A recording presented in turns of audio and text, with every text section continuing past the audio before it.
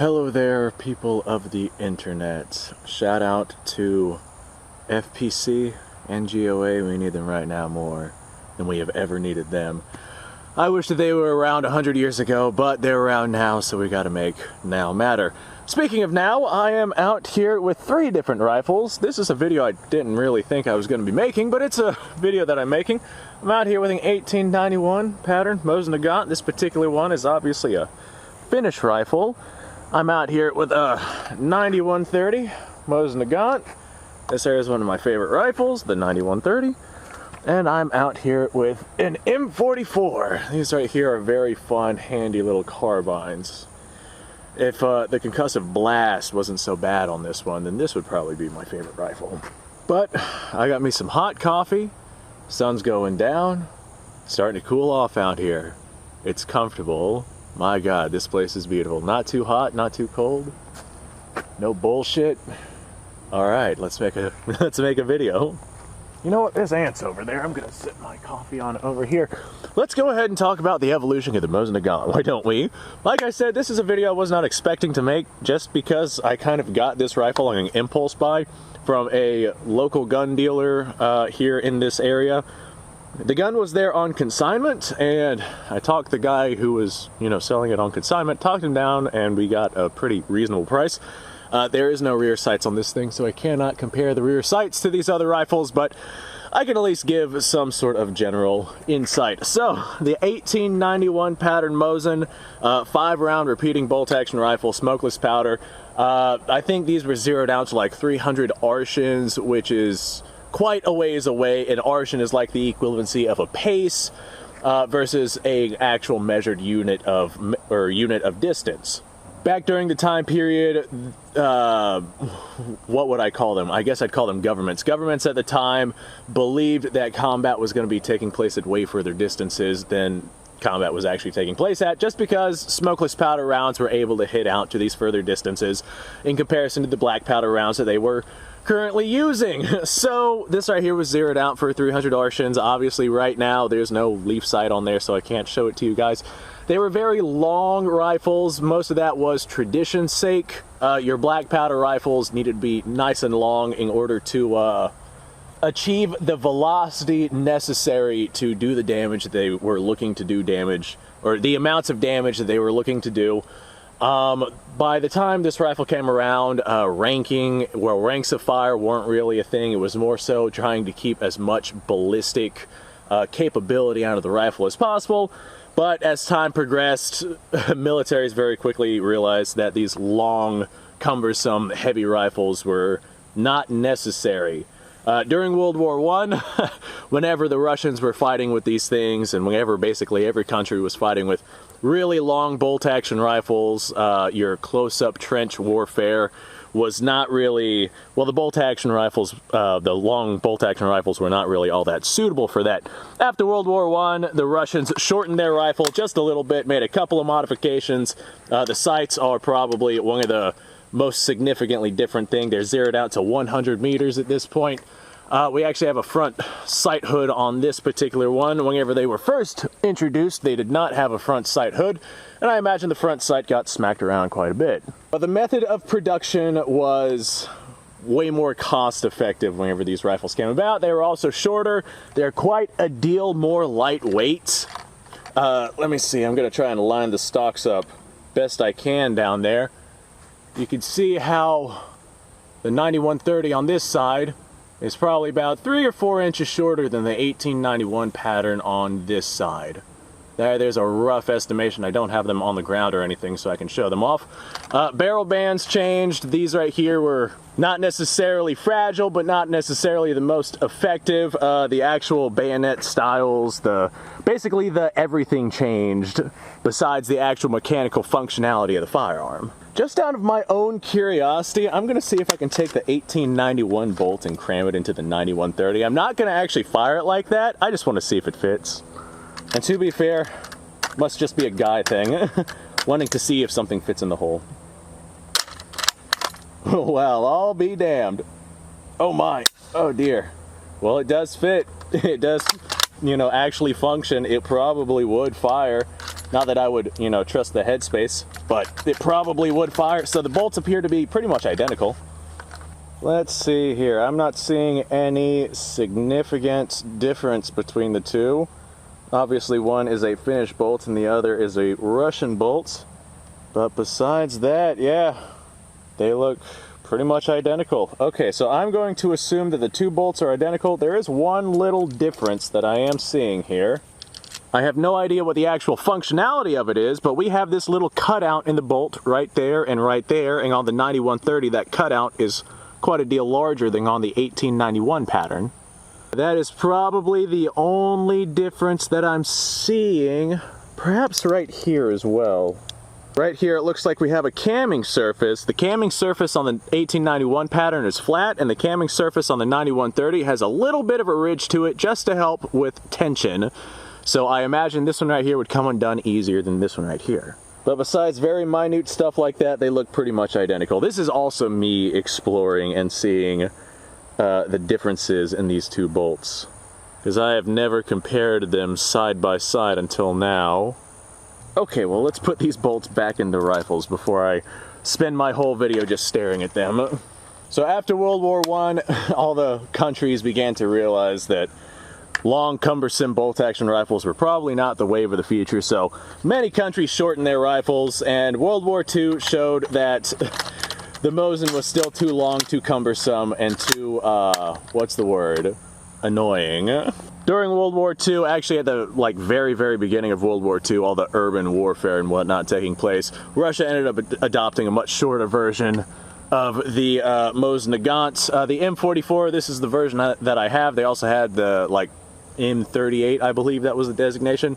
M44 is basically an M38, but it has the bayonet affixed to the side, whereas the M38 would have just a bayonet that you attach, there we go, just like you would on your 9130. Of course, this right here is one less thing for the soldier to carry on his tool belt, one less thing to lose, having it just attached to the rifle to where you can flop it over and get it out there. That's probably the more efficient way.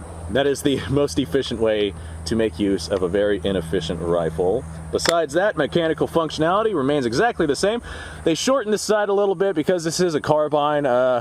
Nobody's going to be shooting out past 1,000 meters with this thing. Nobody would be doing that with one of the long rifles anyway.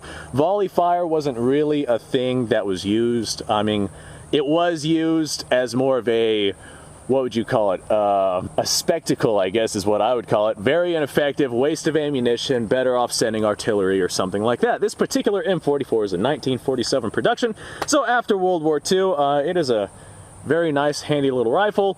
After World War II, many countries were looking into self-loaders. This right here, the Mosin Nagant, or just any repeating bolt-action rifle, was very quickly getting phased out. Russia ended up adopting, of course, the AK-47. They began production of it in 1947, but it never really took off until the late 1950s. The SKS was a thing that existed as kind of the stopgap between the Russians' Mosin Nagants and the AK-47. That was a Simonov's design, I believe. But 10-round semi-automatic, that is definitely vastly superior to a 5-round bolt-action rifle, especially because the semi-automatic is an intermediate cartridge. Let me grab my coffee again. I'm trying to drink the coffee as quickly as possible because I don't want ants finding it. Because once they find it, I'm not drinking the coffee anymore. So I'm out here with what actually feels like a partial box of ammunition. How many rounds are in here? Oh boy, that's only half a box. Alright, 3 rifles and 10 rounds. I can make this work. I want to compare them side by side. Although I have shot all 3 of these rifles before, I want a side-by-side comparison whenever I check them out. They all run like Mosins. They're sticky and annoying, but all things considered, seeing as you're firing a full power cartridge round, why is this warm? Why are you so warm? This is warm, right? That's the power side that's warm. Why is the power side warm? Okay. Do these things still work? Yeah, they still work. They turn on. Okay, I'm assuming that they were just sitting in the sun or something. But the Mosin rifle's very sticky, very cumbersome, very not smooth. The Finnish rifle here The actual bolt is way smoother than the bolts of the Russian rifles, but the trigger on this one absolutely is god-awful trash. Terrible, terrible, terrible trigger. I believe that has something to do with the bolt, because whenever I had loaded it into the 9130, the 9130's trigger was also quite stiff and heavy, so I believe somebody may have thrown an aftermarket spring in this thing at one point or another. Alright, I have 4 rounds in this bad boy. That ought to be enough to lob some lead down range. This right here is the 1891. I have no rear sight on this thing, so I can't really show anything like that off, but I should be able to still make hits on target. In theory anyway. Alright, I can already feel a significant difference in the quality. This is a finished rifle, and they did a lot of fine-tuning and polishing on their rifles. Significant quality difference in just the way that this rifle was manufactured. The 9130 was a far more cost-effective rifle to manufacture than the original 1891s. The 9130 just had a lot of corners cut, like just mostly machine work and whatnot, how finely polished everything was. And just handling them side by side, there's a very clear difference. Oh boy. I'm also going to say that the 1891 kicks a hell of a lot less than the 9130 does. And the concussive blast is not near as bad as the M44. The M44 is probably one of my least favorite guns to shoot, just because of that concussive blast. I used to have... Ooh, smell the Cosmoline coming off of this thing. I used to have... That sounded cool. What was I about to say? I used to have a muzzle brake for the M44, and it worked very well. It greatly diminished the muzzle blast, the concussive blast that you were witness to whenever you were using it. Unfortunately, the cheap eBay muzzle brake eventually came off, and it is currently still sitting somewhere in the yard over there.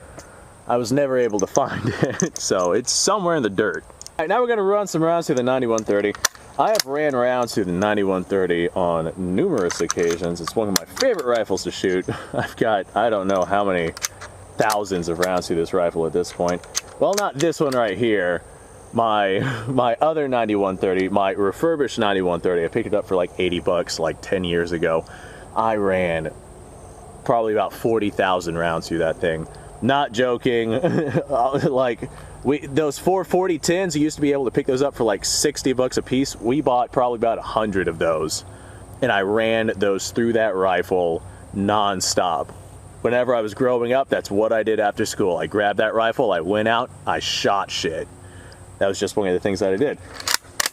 As a result, the barrel in that thing, oh god, the barrel in that thing is absolutely gone. You know what? I'm going to go ahead and say this, just because I know if I don't say it, I won't actually do it. I'm going to put up a photo of the barrel of that 9130. Go take a photo of that 9130, future Sean editing this video. Take a photo, put it in, show off how bad that barrel is, because it is impressively bad. Okay, let's go ahead, and I don't know why I'm charging this with my left hand, but I charged that with my left hand. Let's send some lead down range with a 9130, and this rifle here actually has some sights on it. Okay, immediately right off the bat, I'm noticing clear quality difference. This has quite a bit more recoil, but I think that's because the M91 has a lot more weight behind it. It's just a girthier, thicker rifle. The wood, speaking of girthy thickness, the wood on the 9130 almost feels fake in comparison. Like I said, that is a finished rifle, and I'm pretty sure that they made their stocks a little bit thicker, so I cannot vouch for that being compared to the Russian M91s. But yeah, the wood on the finished M91, or in this case 9124, is definitely a lot thicker than the wood on the 9130. It's probably why this one's also so much lighter weight. The trigger on this 9130 is also vastly, vastly better than the trigger on that 1891 pattern. I never thought I'd say, hey, my Mosin has a better trigger than that gun, but I guess if the other gun is also a Mosin, then it would make sense. I'm gonna blow the crap out of that plastic there. And there it goes. Sounds pretty cool. All right. Now we're going to go ahead and break out the old M44. This right is a very fun gun. I like blowing stuff apart with the ridiculous concussive blast that this thing has. Every time I have somebody shoot this thing, I actually had one guy who, we were out shooting guns, and he was just one of those kind of guys that like refused to wear hearing protection.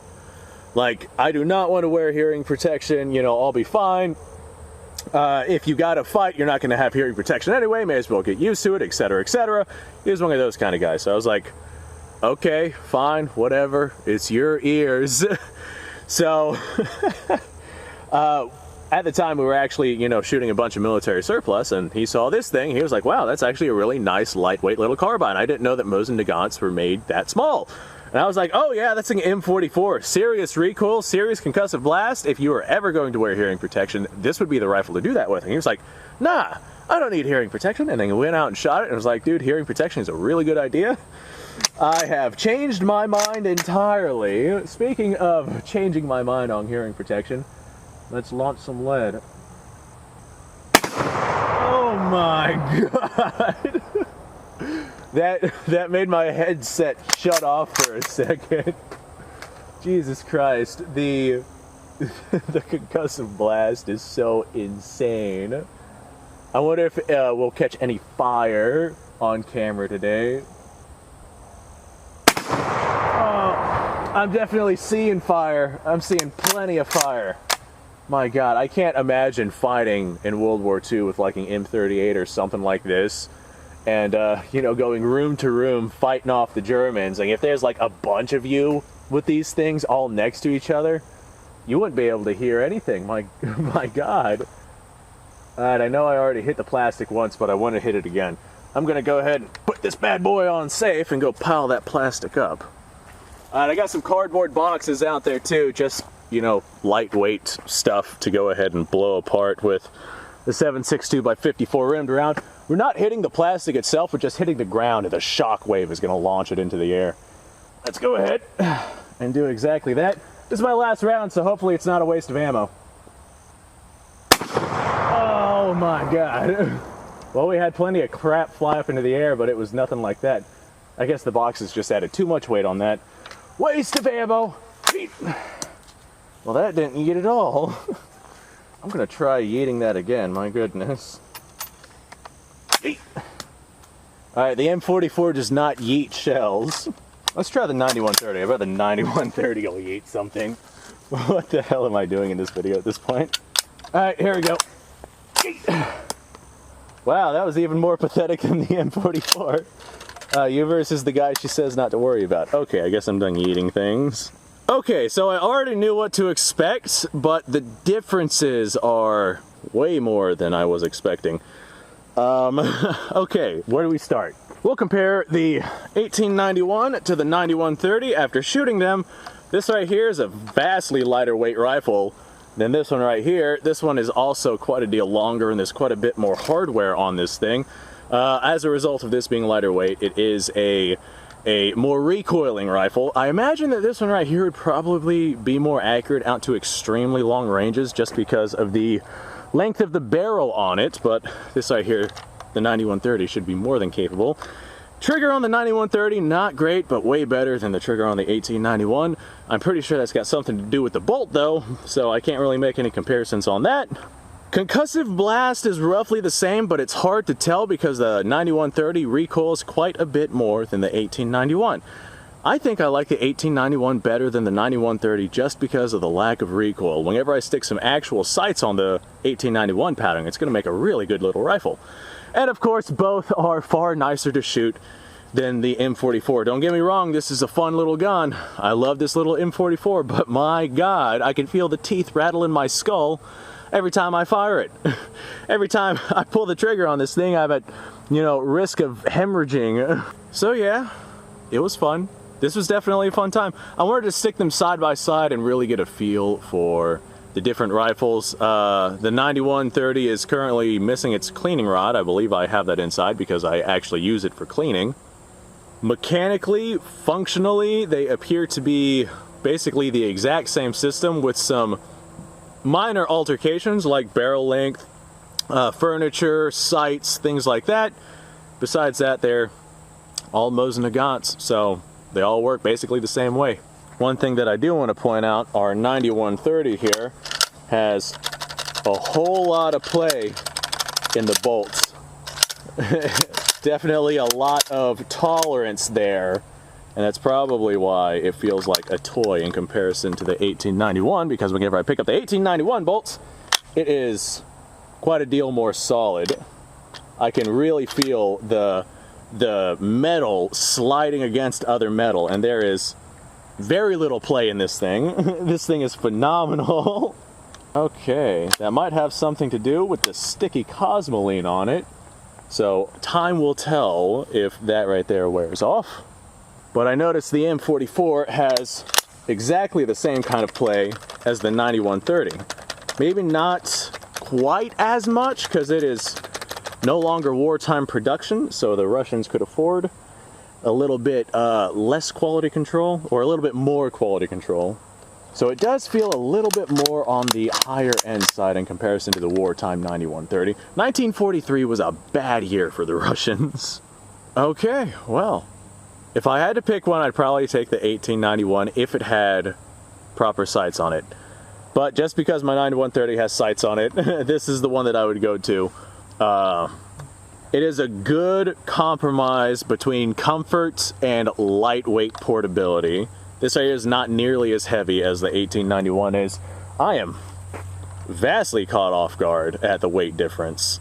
Could be the kind of wood that the Finnish were using in their stocks, but I mean, I can visibly see how much thicker the wood is too, so I don't know if that was just what the Finnish were doing, but it does make the gun more comfortable to use. But man, this right here would be way better to lug around, depending on what it is that you were doing. If you were sitting stagnant or going to the range or something, this right here would be a perfect rifle. But man, if you had to walk any distance, I would not want to carry that 1891. All right, let me know what y'all's thoughts are down below. Subscribe to the channel for more. Like the video if you like the video. Description down below has a link to all sorts of stuff. I feel like doing something else. I feel like shooting. I feel like doing another comparison. What comparisons have I not done yet? I'll figure out something, but I'm not done recording today, so I'm going to go make myself another video. You guys go off, have a fantastic day. Thanks for watching. I don't know. I'm gonna find something to blow up. Bye, guys.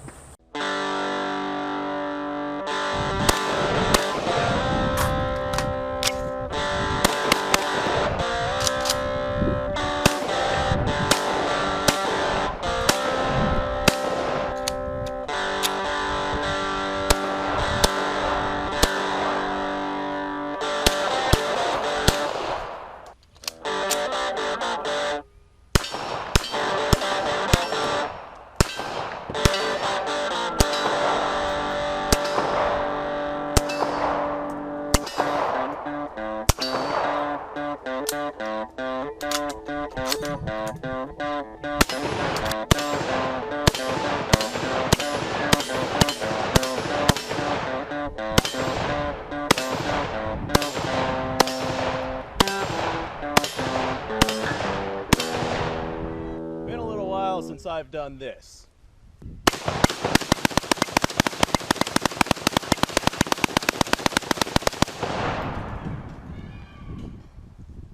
Bonnie and Clyde be damned.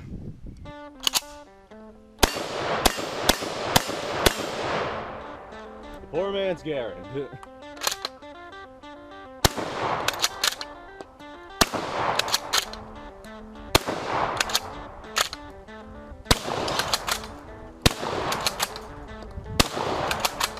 It's a shame that bolt-action shotguns aren't more mainstream.